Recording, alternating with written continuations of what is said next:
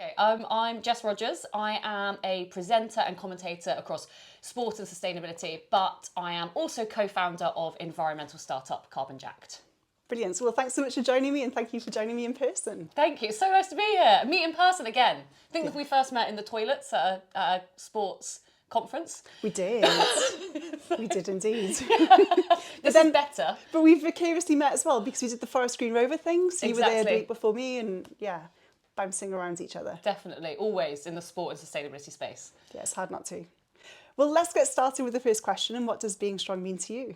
So being strong to me, it means creating your own path. It means not doing what everyone else is doing. It means feeling what is right to you and not following the crowd, basically. Yeah. Yeah, yeah. It's that bravery of standing up and doing something different. Taking a risk now and then, and it's not doing what everyone else is doing and finding out what you believe in, and even if it's the harder route, going with that because you know it's right. Yeah. Brilliant. Well, let's bring it to life with the next question, which is, can you share an example of when you had to be strong and how did you handle it? Yes, well, I could have said a few, but something that really came out was that when I had to be strong was actually quitting a really brilliant job in sport to run Carbon Jacked. It was giving up a salary. It was, risking my career. We didn't know if it was going to be a success or not, and just taking that risk to do something that really mattered to me and my co-founders. And yeah, taking the leap, I suppose.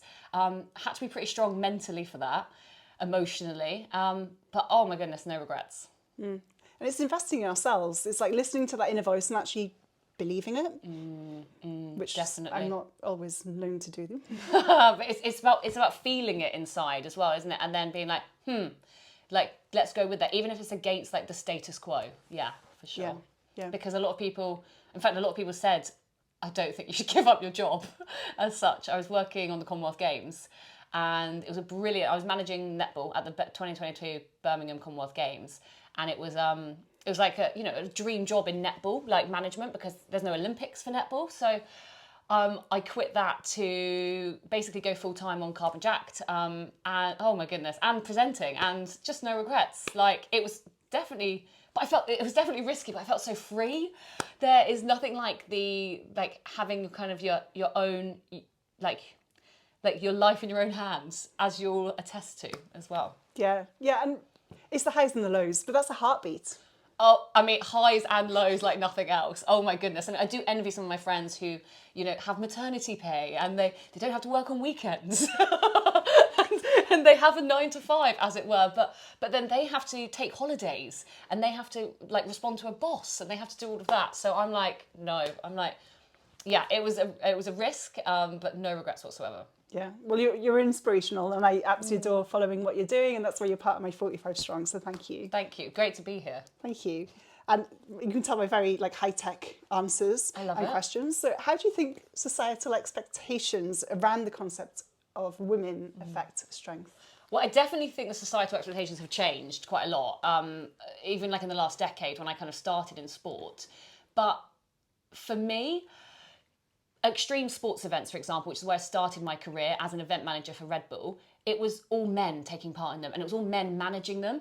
And so for me to manage those events, I was one of only 2 women in the whole sports team. I really had to man up. I dressed more in a more male way. I kind of had more male energy. And gosh, I think now I would do it a little bit differently. I would definitely tap into my more feminine side because I could still succeed in that way. But then I thought it was the only way to do the job really well was to be more masculine. So that for me has been real eye-opener. And I had to kind of diminish myself a little bit in order to do what I thought was expected of me. I'm not sure if you know about me, but I was an aerospace engineer.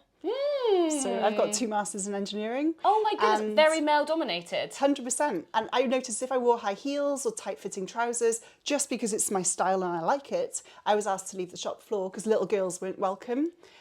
Moreover, if I just wore more baggy clothes and sort of more gender neutral or hiding my femininity. Yeah. There was less said about me being on the shop floor with the men trying to work out how to fix the machines. That's fascinating.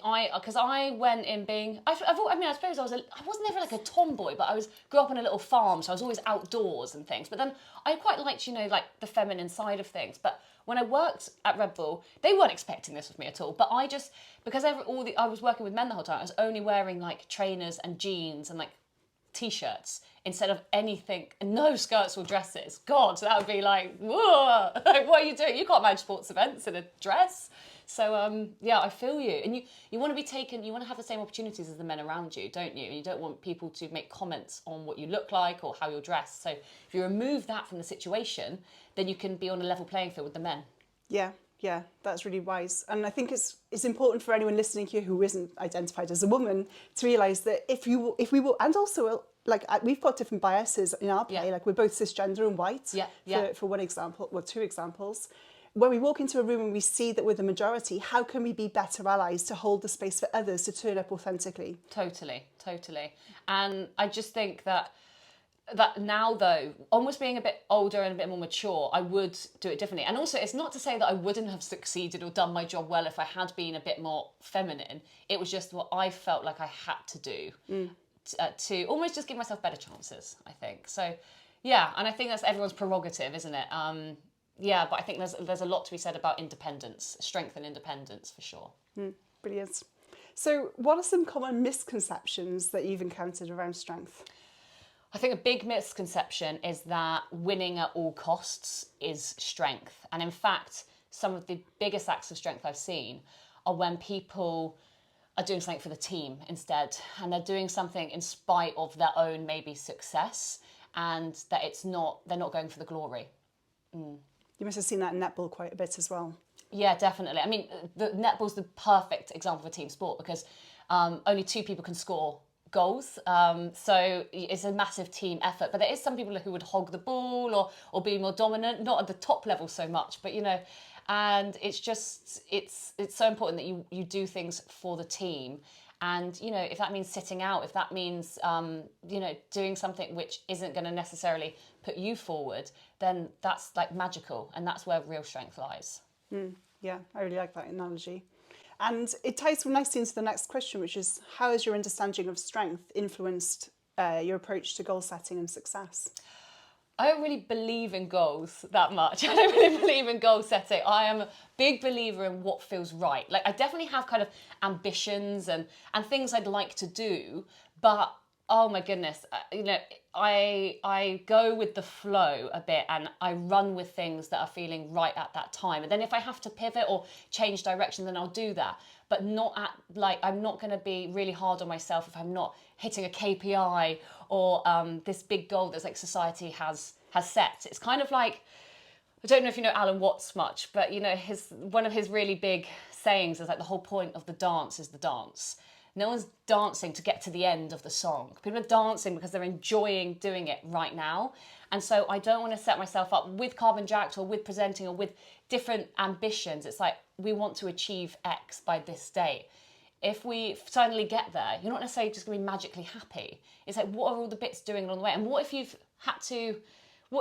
done some things along the way that you didn't want to do to be able to get to that goal that weren't right, that didn't feel right, that didn't benefit you or your business or the world around you? So it's like, giving quite a long answer here, Kate, but I'm just basically a big believer that you can know where you want to go, but having actual strict goals can sometimes impede you more than listening to your own body and listening to your instinct and what you think's right. Yeah. And it was impassioned.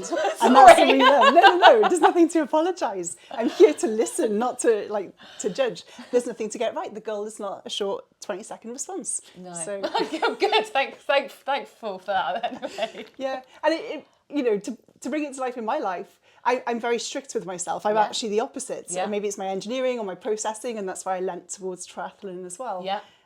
So I promised to do 45 interviews, one a day for 45 days. I missed one last week. How did it feel? Oh, it gave me Painful? palpitations. I couldn't even enjoy the day off. By about 5:30 at night, I finally surrendered into I'm having a day off. Yeah. But I'd lost the whole day for fear of what I was going to miss Yeah. out on or how I would be judged. Yeah. Yeah. So yeah, it doesn't serve. But yeah, so I'm learning to be a bit more Yeah. kind Yeah. to myself. But I suppose also you could think about it like you've got this you know, you're working on this amazing project of 45 people you're interviewing, but you know, and you can have some ideas of how you want these to perform or where you want the conversations to go, but it's not like you've got a set goal of that you need to do X, Y, Z and get these results out of it, because that would be, if you're chasing that the whole time, you're not going to enjoy the conversation right now instead of you just thinking, ooh, like, where do I put this on Instagram? No. So, yeah, it's interesting. But you're definitely from a more kind of like scientific background than myself. Yeah. And we all kind of approach these things differently. Yeah, it's like, why are we doing this? Why are we saying this? Where is the outcome? How are we going to get there? Rather than just be with it. It's all good. Yeah. Need a bit of both though. Yeah. Well, this will be more applicable to me then. So what one tip or technique have you developed to nurture strength? Physically speaking, big believer in listening to your body. I also do a lot of sport, as you do, not as much as you, to be honest, Kate, but I'm also listening to your body and listening to the opportunities it gives you. I used to play a lot of netball, snapped my ACL, which is obviously known as a pretty bad knee injury, had to have it, you know, reconstructed and all of that. And then when I was coming back from that injury, that's really when I became a runner. And then I have adored running ever since. I was living in Scotland at the time, so trails everywhere. Was just loving it. Not to do races, but just to run for my own mental health, for just being outside, being in nature. Adored it. But then I ran too much and I got Achilles injury.